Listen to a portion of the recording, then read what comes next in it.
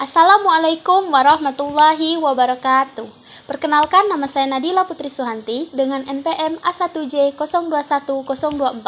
Saya dari Prodi Pendidikan Nonformal Universitas Bengkulu dengan mata kuliah Pengelolaan Pendidikan dan dosen pengampu Dr. Muhammad Kristiawan MPD.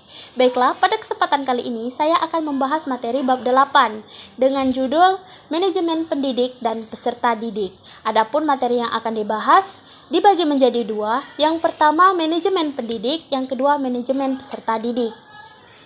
Langsung saja A. Manajemen pendidik. 1. Pengertian manajemen pendidik. Manajemen pendidik merupakan suatu kegiatan merencanakan, mengelola, mengorganisasikan, mengkomunikasikan sumber daya pendidikan atau pendidik agar dapat berjalan atau melaksanakan tugas dan tanggung jawabnya secara efektif dan efisien dengan maksud tercapainya tujuan pembelajaran atau tujuan pendidikan sebagaimana yang diharapkan. Lalu yang kedua, tugas, kewajiban, dan hak pendidik. Tugas pendidik dalam Undang-Undang Nomor 20 pada tahun 2003 adalah merencanakan dan melaksanakan proses pembelajaran, menilai hasil pembelajaran, melakukan pembimbingan dan pelatihan, serta melakukan penelitian dan mengabadikan kepada masyarakat, terutama bagi pendidik pada perguruan tinggi. B. Kewajiban pendidik. Kewajiban pendidik dalam Undang-Undang Nomor 20 Tahun 2003 antara lain yang pertama, menciptakan suasana pendidikan yang bermakna, menyenangkan, kreatif, dinamis, dan dialogis. Yang kedua, mempunyai komitmen secara profesional untuk meningkatkan mutu pendidikan. Yang ketiga, memberikan teladan dan menjaga nama baik lembaga, profesi, dan kedudukan sesuai kepercayaan yang diberikan kepadanya. Lalu yang C, hak pendidik. Hak pendidik dalam Undang-Undang Nomor 20 Tahun 2003 adalah yang pertama, menghasilkan dan jaminan kesejahteraan sosial yang pantas dan memadai. Yang kedua, penghargaan sesuai tugas dan prestasi kerja. Yang ketiga, pembinaan karir sesuai dengan tuntutan pengembangan kualitas. Yang keempat, perlindungan hukum dalam melaksanakan tugas dan hak hasil kekayaan intelektual. Yang kelima, kesempatan untuk menggunakan sarana, prasarana, dan fasilitas pendidikan untuk menunjang kelancaran pelaksanaan tugas. Lalu yang ketiga, peran pendidik. Berikut adalah peran guru dalam nuansa pendidikan yang ideal menurut Supardi pada tahun 2013 di halaman 92 sampai dengan 100. Yang A, guru sebagai pendidik. Yang B, guru sebagai pengajar. C, guru sebagai pembimbing. D, guru sebagai pelatih. E, guru sebagai penasehat. F, guru sebagai model dan teladan. G, guru sebagai kolektor. H, guru sebagai organisator. I, guru sebagai motivator. J, guru sebagai fasilitator. Guru sebagai pengelolaan kelas. Dan I, guru sebagai mediator. M, guru sebagai evaluator. 4. Penguasaan kompetensi pendidik.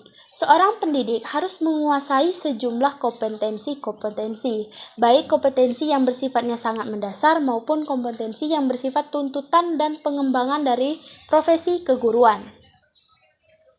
Yang kelima, rekrutmen dan seleksi guru dan staf. Tujuan rekrutmen dan seleksi guru dan staf.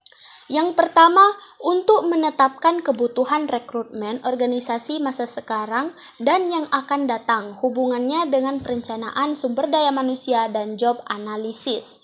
Yang kedua, untuk meningkatkan sejumlah calon pelamar kerja dengan biaya minimum. Yang ketiga, untuk meningkatkan angka keberhasilan dari proses seleksi dengan menurunkan sejumlah pelamar kerja yang bermutu rendah atau bermutu terlalu tinggi dengan jelas. Yang keempat, untuk membantu menurunkan kemungkinan pelamar kerja yang telah direkrut dan diseleksi akan hengkang dari sekolah. Yang kelima, untuk memenuhi tanggung jawab organisasi bagi program bagi program tindakan persetujuan dan hukum lain serta kewajiban sosial. Yang keenam, untuk mengawali identifikasi dan menyiapkan pelamar kerja potensial yang akan menjadi calon pegawai yang sesuai. Dan yang ketujuh, untuk meningkatkan keaktifan organisasi dan individu untuk mengevaluasi keaktifan teknik dan pencarian rekrutmen yang beragam dari semua jenis pelamar kerja. Lalu yang B, manajemen peserta didik.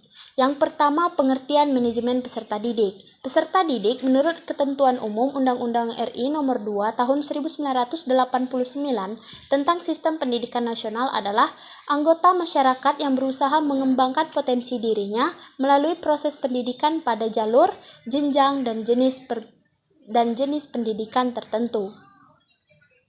Yang kedua, langkah-langkah perencanaan peserta didik. Menurut Asmindri pada tahun 2012 pada halaman 14, langkah-langkah perencanaan peserta didik yaitu yang pertama, terdapat forecasting, membuat perkiraan dengan mengantisipasi ke depan.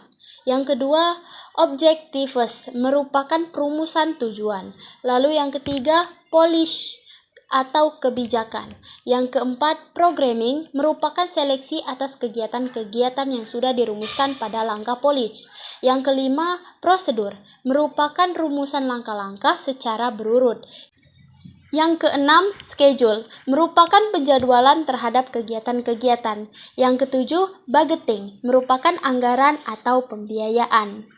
Yang ketiga, kebijakan penerimaan peserta didik baru. Kebijakan operasional penerimaan peserta didik baru memuat aturan mengenai jumlah peserta didik yang dapat diterima di suatu sekolah. Yang keempat, sistem penerimaan peserta didik baru. Ada dua macam sistem yang digunakan dalam penerimaan peserta didik baru, yaitu sebagai berikut. Yang A, sistem promosi, merupakan penerimaan peserta didik baru yang sebelumnya tanpa melakukan seleksi.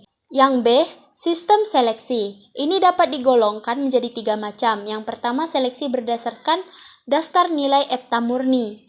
Yang kedua, berdasarkan penelusuran bakat minat dan kemampuan. Yang ketiga adalah seleksi berdasarkan tes masuk. Yang kelima, kriteria penerimaan peserta didik baru.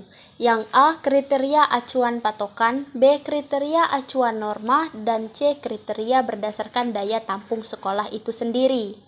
Lalu yang 6, rekrutmen peserta didik. Rekrutmen peserta didik merupakan proses pencarian dan menentukan peserta didik yang nantinya akan menjadi peserta didik di sekolah yang bersangkutan. Menurut Asmandri pada tahun 2012 di halaman 38, penerimaan merupakan kegiatan yang pertama dilakukan oleh lembaga pendidikan maupun perguruan tinggi lainnya. Yang ketujuh, orientasi peserta didik.